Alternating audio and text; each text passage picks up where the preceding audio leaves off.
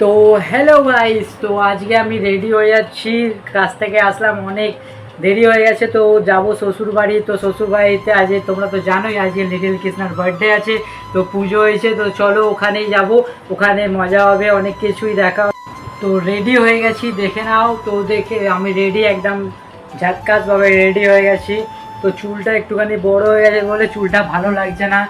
তো কি করব, শ্রাবণ মাস আছে, শ্রাবণ মাস যাবে, তারপর আমি চুল কেটে নেবো। তো এখন খালি পায়ে এরকমভাবে রেডি হয়ে ফাট মেরে খালি পায়ে আমাকে যেতে হবে।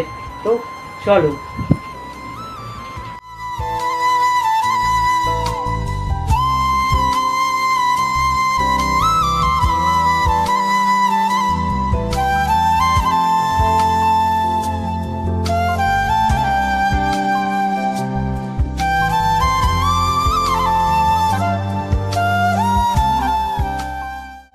তো হ্যালো গাইস, আমি আর যে তোমরা দেখছো আর যে ব্লগ। তো চলো ভিডিও দেখো, তোমাদের ভালো লাগবে।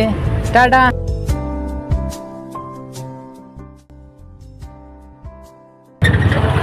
তো আমরা এখন যাচ্ছি টোটো করে। জামাইকে ভালো মন্দ করে খাওয়াও।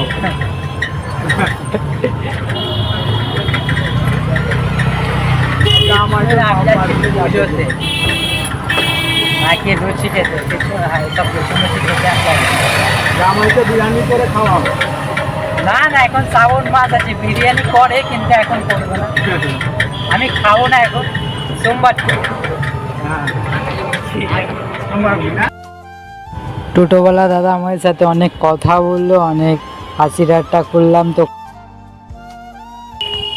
এখন আমরা এসে গেছি কোথায়, আমাদের পাড়ায় শ্বশুর বাড়ির গলি। যাবো, দেখবো আমার ছোট শালাটা কি করছে। ও ঘুমিয়ে গেছে। আর একটুখানি লিটল কৃষ্ণায় কি এরকম পুজো হচ্ছে না হচ্ছে সব দেখবো। তো দেখবি তো।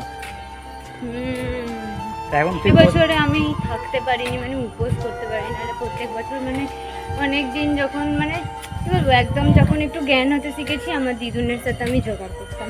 তারপর থেকে আমার দিদুন কিভাবে কি করতো না করতো সব আমি দিদার থেকেই শিখেছি। সবার সব বাড়িতে কিন্তু পুজো হচ্ছে, দেখতে শুনতেই পাচ্ছ সব।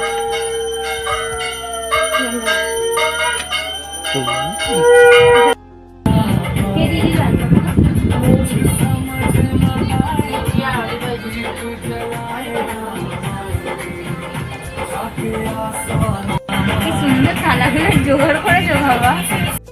লাগছে এটা।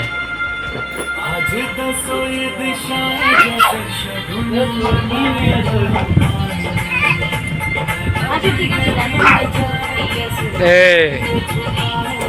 একটা একটা দিয়ে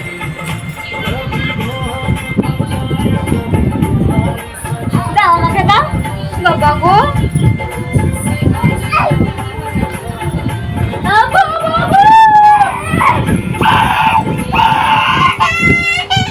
বাবু কাগজ নিয়ে বাবু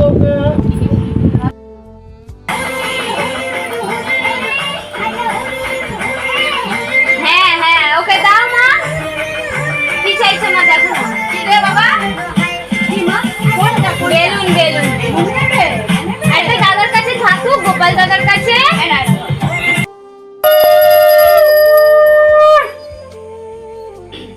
বাজা বলছি বাজা।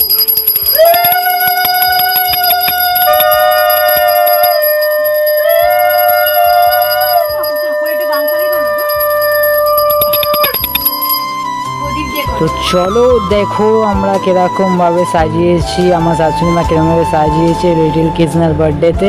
তো রাধে রাধে বলতে কেউ ভুলবে না।